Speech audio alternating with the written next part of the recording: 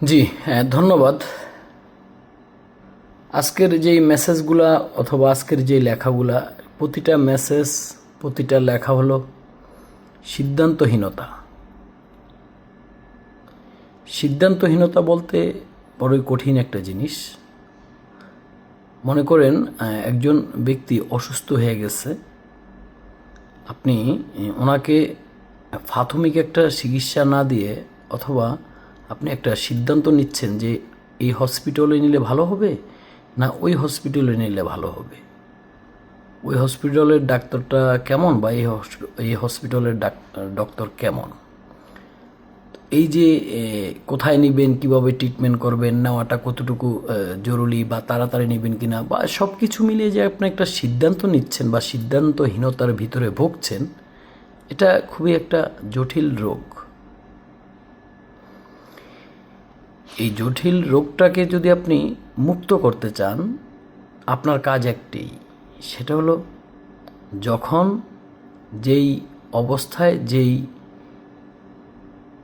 পরামর্শগুলা অথবা যেই কমপ্লেনগুলো আপনার হাতে আসবে, আপনি ওই অবস্থাতে ওই পরামর্শগুলা ওই কমপ্লেনগুলা তাৎক্ষণিকভাবে যত দ্রুত সিদ্ধান্তহীনতার ভিতরে এই রোগে আক্রান্ত না হয়ে এটার চিকিৎসা করতে হবে।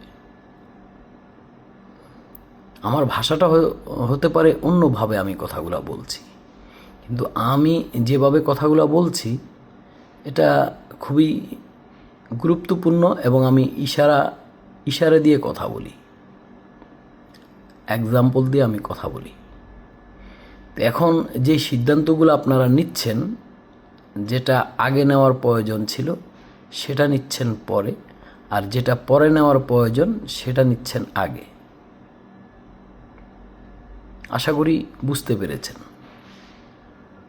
আমরা কারো সাথে কাদা ছোড়াছুরি না করে আমরা যদি সত্যিকারই আপনারা বা আমরা বা দেশের জনগণ যদি সত্যিকারই যারা এই বিশেষ করে বিভিন্ন দলকে ভালোবাসে, এদেরকে কাদা ছোড়াছুরি না করে সঠিক সিদ্ধান্ত নিতে হবে। 1 বছর 2 মাসে বাংলাদেশ জাতীয়তাবাদী দল বিএনপি কতটুকু জনগণের পাশে দাঁড়াতে পেরেছে, আবার 1 বছর 2 মাসে